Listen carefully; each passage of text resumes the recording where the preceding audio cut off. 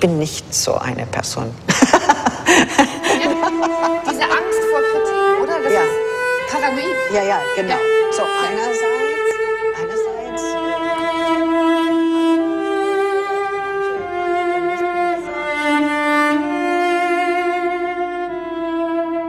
I've never found a place. I don't think I'll ever find a place.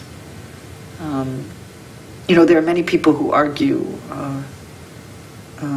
that we should all have a place, a gendered place.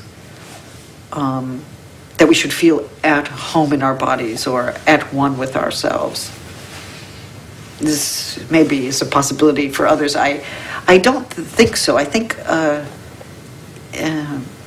if my thinking about this is productive at all, it's for others to judge. It's because I'm always slightly disidentified from any given position. I don't belong well in any established category, but I'm not also somebody who happily transcends them all. I'm not in favor of happy transcendence. For me, gender is a field of ambivalence.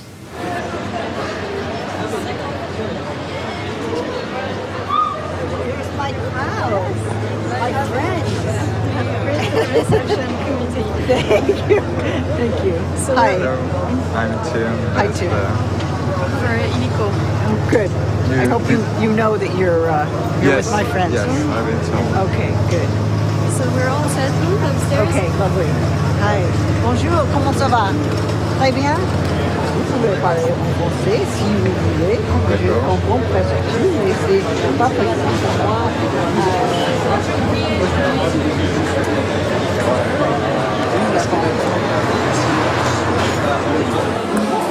Pourquoi est-ce que vous avez rassemblé tous ces textes-là qui couvrent une période assez large, en fait, oui, sous le titre Undoing Gender?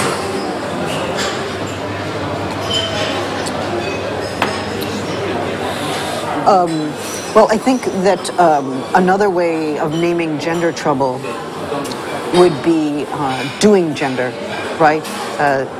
Gender trouble was taken as a text that described the ways in which people did their gender. It described gender as a kind of doing. So it was all about acting, doing, making, becoming. What various ways can we do our gender? What are the various things we can do with gender? And I think maybe in this text, De faire le genre, I'm asking a different question, which is, first of all, how do the norms that constitute gender do us and undo us? That is to say, they make us, but they also prevent us from making what we would of ourselves. On the other hand, it seems to me we don't want to say, we never want to be undone again. We only want to do ourselves. That's to privilege a certain idea of self-making that I'm also criticizing. We are inevitably undone by other people. We become undone in our relations with others. We don't always know ourselves. We learn something new about ourselves. We have certain conceptions of ourselves challenged in the course of our relationships. And this kind of challenge that comes from the other, we have to be open to this, right? If we knew always what we would become, then we would be finished. We would be dead. We would be over. But I think that part of what it means to be a self is to be open to a future that one cannot know. And it's to be open to a future of oneself, right? Like, what will this self be in the future? But that openness only comes about, I think, through the relations with others. This year, they have chosen to do the corruption movement in Tel Aviv. In Tel Aviv, yes, I did hear, yeah. yes. What do you think about this initiative? Well, my question is whether you can have a struggle for the rights of sexual minorities in Israel that does not consider and oppose unequivocally and strongly the occupation. Now, some people argue, oh, well, if we start talking about the occupation, that will be politically divisive. But the problem is that the occupation is the background for those struggles. That's the question they're asking. They must ask it. They must ask it. And I know many people who have not gone to the gay pride marches there because of that. But I want to know explicitly whether we can look at the problem of rights or of legal entitlements in Israel more profoundly. Who has rights to land? Who has rights to citizenship? Who has rights to freedom of expression, to sexual rights, to rights of partnership? Can we locate the struggle for recognition and rights on the part of sexual minorities in relationship to the disenfranchisement of Palestine? And I think these have to be linked very explicitly and structurally. Do you think, what would you think it would change in those institutions, such as marriage or parentality, if we had those rights? Do you think that it would change something to marriage, if gay and lesbian had marriage, or it would more change something to gay and lesbians? How is this going to interfere?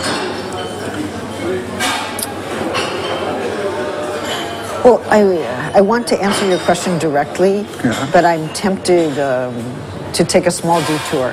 Yes. I think it's extremely important for a radical sexual movement to keep in mind that marriage is only one way of organizing sexuality and organizing kinship, parenté. And so I think marriage does have to open. I suppose it has to open to any two people who may want to join in a marriage contract, although I don't know why it only is two. Why two? Why two? Yeah. Why two? Why two and not three? I don't understand the two. But I gather it just feels too radical, for most people to say more than two. But I don't really understand why two. I think we should ask the question. Three, whatever. I don't know.